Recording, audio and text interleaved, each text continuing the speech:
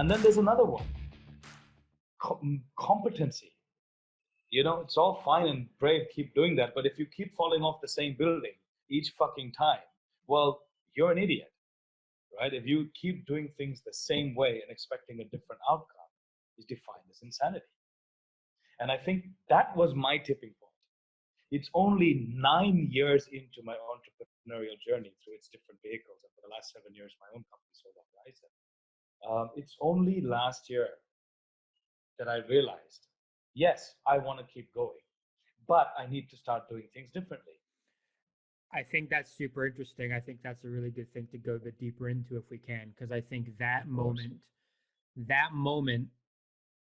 comes to people in different ways, and no matter what they're doing, that sort of in storytelling, it's kind of what you would call the dark night of the soul. If you read Joseph Campbell and the hero's journey, Ooh. whether you believe it or not, it's that part where you've had a journey and then you think it's going well, but all of a sudden stuff falls apart. In film writing, it's sort of what happens about 3/4 of the way into the film. And that's when yeah, I can relate to that. That's when your protagonist, your main character, which we all are, we're all the main character in the movie of our life, right? You have this dark night of the soul where shit's falling apart, and it's like one thing after another, after another, after another, and you have a choice to make in that moment. And that's not like a moment like in the context of a 10-minute window. That moment could last for a year or an indefinite amount of time. Time doesn't come into the picture. But that dark night of the soul is where you then have to decide, do I go back to what I was, or do I try and evolve out of this into something that I don't even know what the fuck that is yet, but that's gonna full circle me to whatever lesson I need to learn. You made two really good points I want to pick up on. The first one, the one you said that we are the main actor in the movie of our lives. I wonder, and I'm starting to believe this, and I'm also starting. I just had this epiphany now. I wonder what it would be if we lived our lives rather than believing we're the main actor in the movie of our lives. What if we consciously chose to become the supporting actor in everybody else's lives around us? It's a nice thought. Because ultimately, I think that's where a lot of gratification comes from. I don't feel good when I see my bank account with lots of money. I feel comfortable and peaceful and knowing I can go spend and take another trip. But I feel good when I see somebody else's mind changed from my inputs or somebody else being helped. I don't know. It's a different topic for a different session. It's a nice thought. I suppose that goes into a much deeper topic, like you say, around consciousness and what level that has to be at for us to be able to be that selfless, if it's even possible for us as humans with the way the mind's wired. I don't know. So let's put that bucket aside. I just wanted to bring that. So I want to address one other point you made, which is this dark night of the soul concept. And as you explained it very well, the resonance that struck with me was with the story of the alchemist. And basically, it's the shepherd who goes out looking for his treasure, going around. I don't want to give spoilers, but for fuck's sake, people, if you haven't read it by now, if you've not read it by now, okay. So basically, the story is that he goes all around the world in search of his treasure, going through all these different adversities and points in his journey, only to find that his treasure is right back where he started. The interesting point was that in the journey of a journey, if you map it out, there's these different points, and one of those points is the point of no return, which is when it's longer to go back than it is to go forward. So generally, when you're at that point, the dark night of the soul's considerations is easier to like, fuck it, just keep going. The second point of that in that journey, the next point rather, is the point just before you reach that destination where you want to give up, which is when you're faced with the hardest, most pressing challenge that you can't believe that you're facing at this juncture when you're almost there. That really makes you feel like, fuck it, give up, what's the point? So again, and that point, which is the dark night of the soul consideration. In storytelling, in some circles of storytelling, there's a guy who wrote this book called Save the Cat. Not everybody's a fan of it, but from a Mm. just a structural perspective, it's really interesting, especially if you're writing for the first time. And he breaks it down. He talks about that moment before the dark night of the soul, which is called All Is Lost. And so that Oh yes, I love All Is Lost. I've just been through that last year, and I can tell you, you know what's so it's a awesome about very what just despairing happened? feeling. But you organically just said I love All Is Lost. That's interesting to me. That's interesting because Okay. a lot of people might say All Is Lost. Yeah, that was fucked, but I got through it.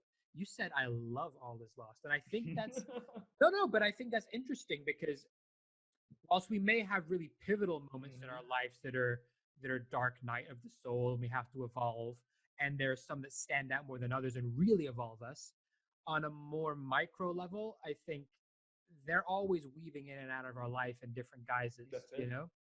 That's it. and I think you have a choice of accepting that and embracing it and going, okay, I can sense something is coming. It might not be like Mount Everest collapsing on me, but it's still going to be a bit uncomfortable. How But do it's I? a very simple answer. Why, Ashley? Why do I say I love All Is Lost? Because I've learned the firsthand that sometimes you need to lose everything to find yourself again. Sure. And that's why I loved All Is Lost, because I told you I lost fucking everything. But in that journey, what I found in myself, the discovery of myself, was priceless. And I tell you, man, it's only when I came back to where I started, $10 to my name in August, I remember, after this crazy journey of going the whole world with no money, uh, but having a very clear and peaceful and calm and aligned sense of self and purpose and vision, and knowing that I don't know anything, and knowing that I can't control anything other than my own choices, my own attitude, my own responses, and knowing that life is uncertain, and that's what makes it exciting, and knowing that the Mind Valley has a very cool video how they do it nicely, right? The pulse, the doof, doof, doof. When he That's goes, if so there's no funny. up or no down, there's no life, It's right? interesting you And I think mentioned. that was so powerful. It's interesting you mentioned Mind Valley. Sorry, because I was just literally watching something yesterday from the guy who heads up Mind Valley, and he talks Mm. about the different stages of consciousness. I don't know if you've seen Mm-hmm. this. I know that one. You know Yes, the I one have. I mean, where he talks Yeah. about people who are in that initial stage where it's the collective kind of just you're in the mass consciousness, you're not really engaged with anything on a deeper level. Then you kind of move into another level of consciousness Mm. where you're more of sort of an active collaborator, you're more of a visualizer, you believe in that ability that we have to manifest stuff. And then he talked about a few levels above that where some people tap into, where the third level is more about creating your internal system and understanding that it's not Oh, I just haven't actually seen this. No. Ooh. no. I watched it Ooh. yesterday where he says, the second level, as he labels it, and I don't know about the levels, but the idea Mm. is one thing is to be able to create and see a vision that you can manifest externally, but then there's another aspect where you can also realize that you have a capacity to create your inner state and your inner neural programming and your inner being and your inner stories to be for a greater benefit to yourself. This makes me wonder, right? It's such an important, interesting point. People talk about it as a higher state of consciousness, and other people talk about it as deeper levels of consciousness. So I'm wondering, what is it? We go deeper in here, or we go higher up here, or is it both? It's interesting this word usage, huh? Labels are just for our own egos to feel comfortable, right?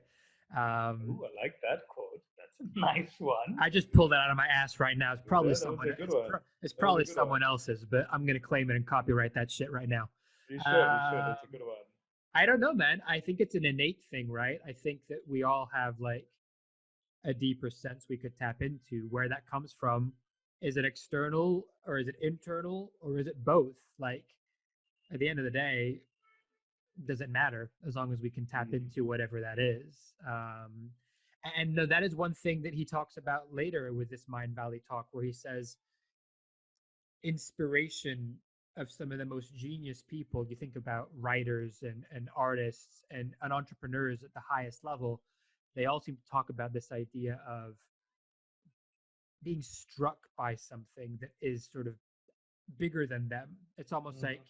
channeling a vision or a message. Hmm. I read Stephen King's book about it's called About Writing, I think, or On Writing, something like that, and he talks about a lot of times he hates the process of writing, but he forces himself to do it because he knows through the discipline of doing it, there'll be a moment that comes that it just flows. Interesting. It Interesting. just flows, and it's not necessarily that you're doing it, but you're not.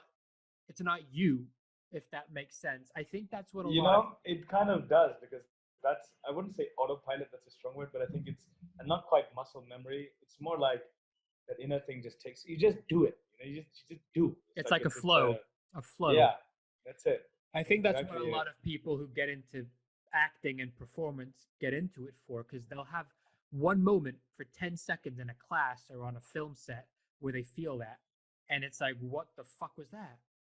And then, like, you don't have it again for years, but you're Yeah, always. that's when you sometimes see two people's dynamics on an improv setting or something like that, right? Where it's just flowing. But that's just the Yeah. context of acting. I think that's available to everyone no matter what they do, whether Hmm. you're working in solar and you're going around, the world trying to talk about your vision, or whether you have a calling to be a carpenter who does, amazing Hmm. handcrafted Hmm. tables. And I think that's a state that I don't know how you nature or nurture it, but I think we all can tap into it if we allow ourselves to.